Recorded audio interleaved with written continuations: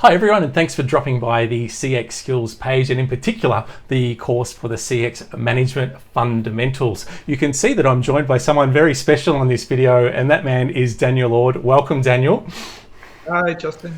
Now, Daniel is the person that not only designed this course, he's also the person who will be facilitating this course. And I thought, obviously there's a lot of information on this page that you're reading through, but it's always great to actually hear from the person that's running the course. And I think if you read the testimonials, you'll also note that the main reason I think we refer to this as the gold standard of CX management courses is because of the amazing feedback that Daniel consistently gets. And I'm sure you'll pick up some of that knowledge and passion just in our short little conversation that we are going to have here. So Daniel, I guess the first question I will throw to you is, it is a big course. It's 18 hours, right? So it's not a small course. Why would someone sign up for this course? What's the type of person that you find doing this one? Well, it's clearly someone that's interested in CX, both for themselves and their organization. And let me give you a little bit of background or my thinking about this course. People can read the outline on the site, but I just want to give a little bit of background here. As you and I both know, CX is a business discipline. And a business discipline means that there are principles and practices and methods that organizations use to bring CX to life. And so in this workshop, which is very intensive, I think of all the workshops we run, this is probably the most intensive. We essentially cover the required competencies that people need to understand and to some degree master to bring CX to life in their organization. And you mentioned competencies. Like at a very high level, what are they? What are they based on? Absolutely, that's a fair point. When I describe CX, I sometimes use the analogy of a circus tent. So if you walk into an old-fashioned circus with a big top, over here you'll see the lion tamers, and over here you'll see the clowns, and over here you'll see the fortune tellers. When you walk into a CX big top, you're going to see different disciplines under that big top as well.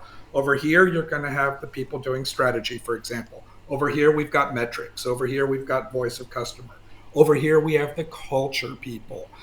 Over here, we have some of the experience design work that's going on.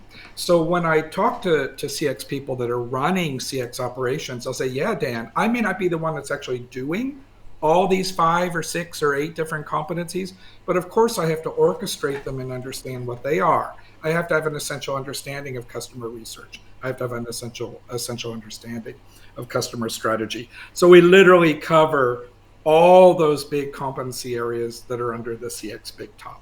Fantastic. I love. See, this is why Daniel is so good, because he explains things so well. So there's that circus top analogy, which I love already, right? So now we do mention on the course that people can, or it can be seen as an introduction to going on and getting your CCXP certification.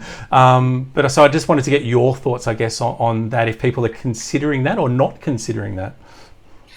The first thing I always tell people is that pursuing an international certification, in this case the CCXP, is always a very personal choice. Some of our participants, that's one of their objectives. For other people, it's not an objective.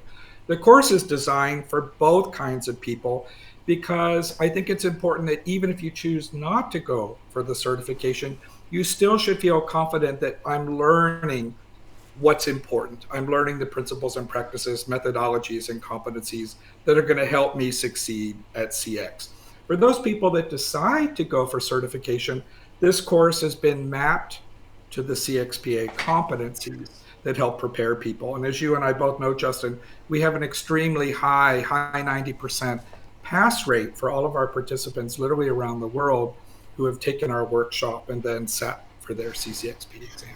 Yeah, and for those that do go onto it, and you'll notice it in some of the testimonials that are on the page, Daniel is absolutely committed to helping you in passing. So there is the opportunity to do some one-on-one coaching as part of this, just an hour, to give you a hand sort of preparing that final section. So if you are considering going on, and we've had lots of people that have done this and gone on and successfully got it, so congratulations to those people if you're watching, and I'm sure there'll be many more. So there is lots of support available for you if you choose to do that. Now, it is quite intensive, as you mentioned, Daniel. We run it from normally from roughly 12:30 Australian Melbourne time through to about 5 every day. It doesn't always go to the end, but we want to allow plenty of buffer. I think when we first started this course, Daniel, it was, I think, what was it, a 14-hour or 16-hour course? And we just sort of added to it because it's such a big discipline, isn't it? Yeah, I mean, there's a lot to it. And of course, later on, once you have a grasp of the circus tent, again, I'll go back to that, you may decide on your own to pursue, let's say, a course in qualitative research, or a course in experience design, or a course in strategy. That's perfectly fine. In all of these competency areas, you're probably going to want to deep dive into some of them. But before you decide which ones to deep dive in, it's really helpful to understand what they are, what they mean, how they work, what you need to know to succeed, so that later on you can make good decisions about your longer term plan. And Justin, I would like to say one thing. I think it's my philosophy about the certification. For me, the certification is never the end goal. What matters to me for people who certify is, what do you do with it? It's not an end goal or end state. It, just like any business discipline, which is what we're talking about, it's always evolving, it's always maturing, and we all need to stay on top of it. So.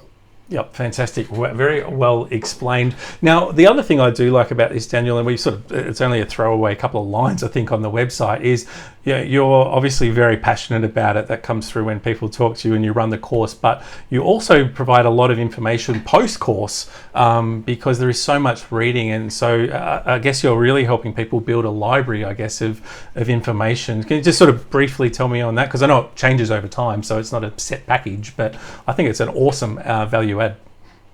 Well, thank you for mentioning that. Here's what we tell people we meet in this course. Once we've met you, we're here for you always. Write to us, let us know how we can help. I think one of the ways we help is post-course, after people have gone through the circus tent and the competencies, they now understand the structure of CX and even how the competencies interrelate. And to really build on that, what I've done is I've kind of curated a library of content for each of the competencies. If you ever looked at the folders on my laptop, you can imagine they're very, very structured. So I have a folder that says metrics and then some subsections there on ROI, for example. I'll have a folder on qualitative research, maybe with some subsections on ethnographic research.